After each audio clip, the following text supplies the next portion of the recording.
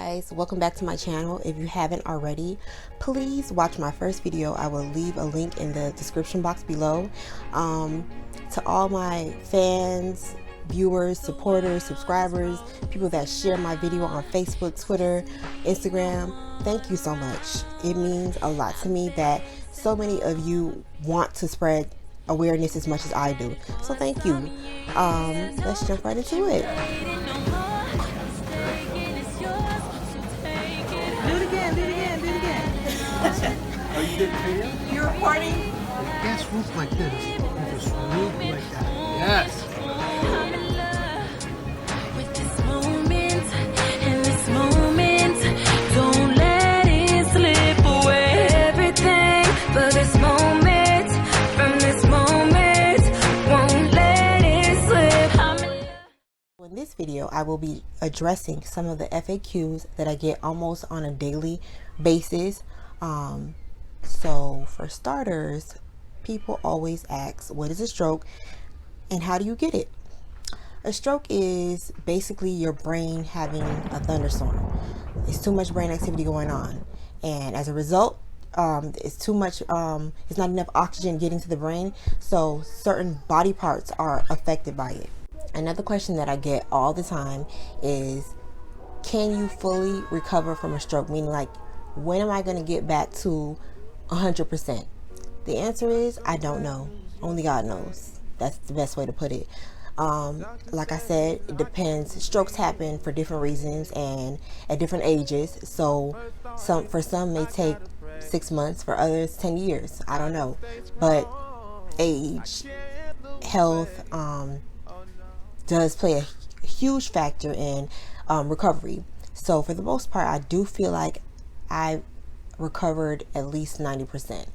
90% only because my right side isn't exactly strong again, but it's getting there.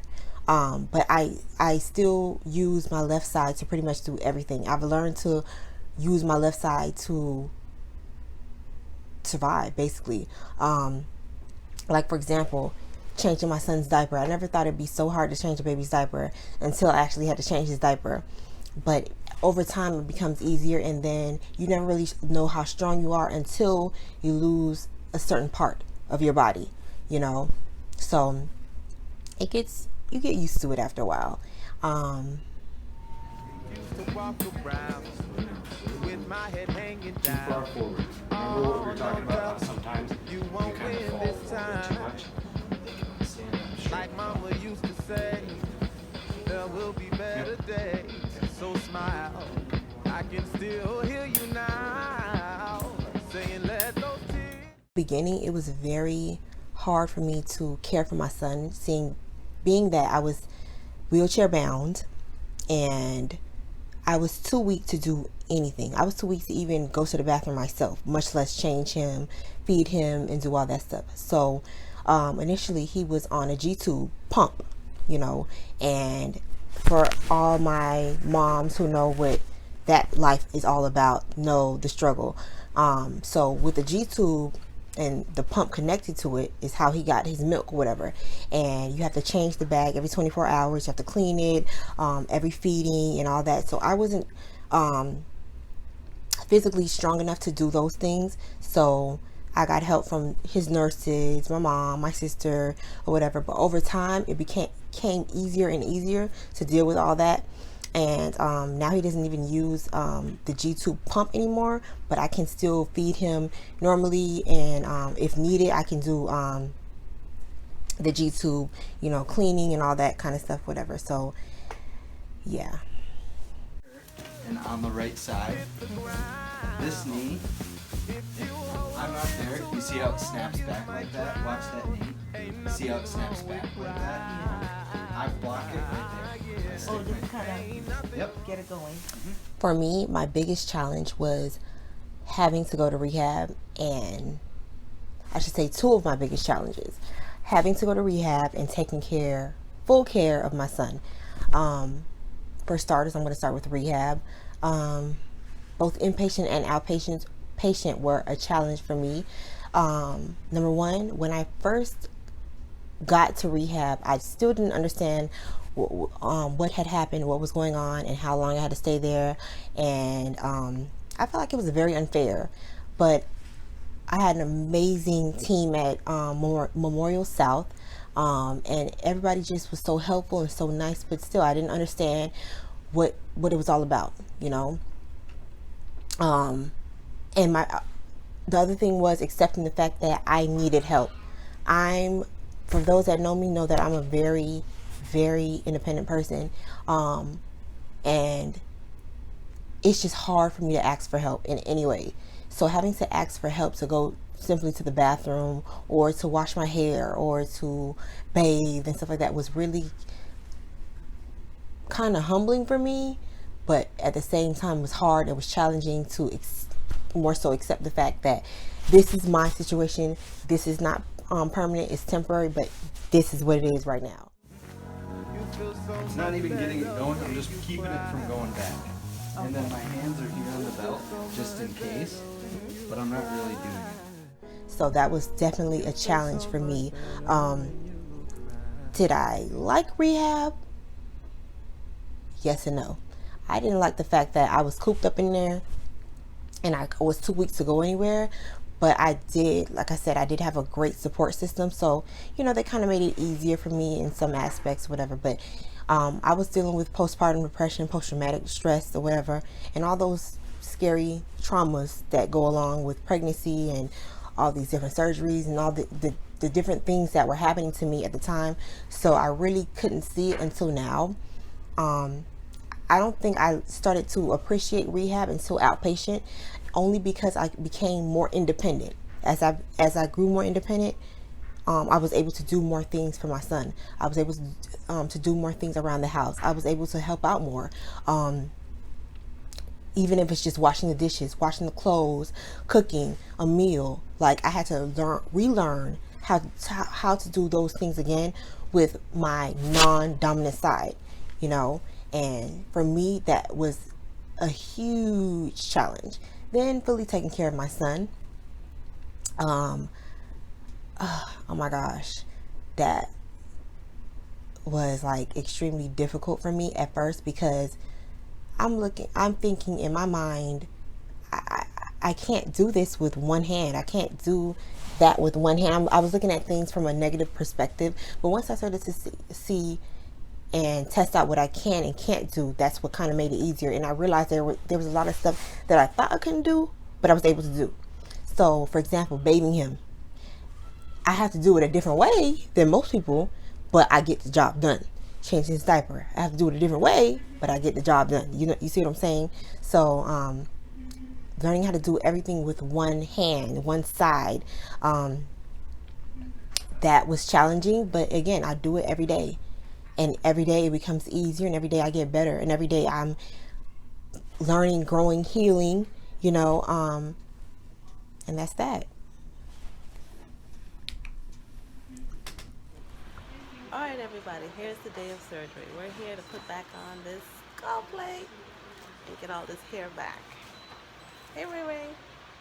We're here in pre-op, and we are ready. I love this routine. Any words? No. I don't even see my hair. You said you haven't seen it? No. Anyway, well, now we thank God for all things, because this is going to be a beautiful day. A beautiful day. All right. Finally, I want to be clear. I am very happy and proud of my scars. You know, at first I was like, they're ugly, I don't like them, but I don't cover them up because it gives people a chance to ask questions, which gives people a chance to hear my testimony, to hear, you know, what God can do. You know, I have a scar here, that's obviously from the craniotomy and cranioplasty, and I have a scar here that's from being trached for so long and just being trached in general. I didn't like being trached. I don't think anybody likes being trached, but I didn't like being trached because the scar itched number one. But during the process of being trached, when I started to wake up and become more alert, it started to itch, and I started coughing up like blood chunks and stuff like that, and it was just gross. I wanted the doctors to take it out immediately. I think my mom could sense my irritation with the whole thing, so she just asked them could they take it out for me, and they were gonna take it out anyways because I was going to rehab. But yeah, at first this thing was like open. Like if any of you know what a trach is or what it is to be trach, you know what I'm talking about. Like they put like this big old bandage over your throat area once they remove the trach collar or whatever, and you still can't speak. Every time you have to say something or utter something, because at that point I couldn't talk yet anyways, but I can still like yes or or whatever. I had to like hold my throat down because I sound like a smoker, like I've been smoking for 30 plus years or whatever. So yeah, at first I was ashamed of my scars. I was ashamed to get out the house. I was ashamed at everything that happened. I think I blamed myself for a lot of things, like the fact that I didn't have an easy pregnancy. I figured maybe, well, it's because of me, it's something that I did or something that I didn't do or I didn't do enough of. I started to blame myself, and then after a while I started just becoming irritated with the way people were treating me, like whether it's friends, family, strangers, whatever. Whenever I came around, it was like, I don't know. I don't even know how to describe it. It wasn't just me being insecure. It was I knew that because I'm different, they're going to judge me or have these precepts about who I am and what I did wrong or whatever the case is. And I also started getting a bunch of like hate from anonymous people on social media and whatever, and it was definitely hard to deal with or whatever, but I'm alive. I made it, so I'm not even worried about people and what they gotta say, because I'm, like I said, it was hard, but I'm proud that I went through this because it gives me an opportunity to not only continue to heal physically, mentally, spiritually, or whatever, but share my story with other people that may be silent because they don't want to talk, they don't want to explain what they've been through, or the fact of the matter is most people don't make it through what I've been through. So the end. That's that. Pink diamonds, I'm a light show designer. Bergamo, not a bad, I'm a queen. I won't go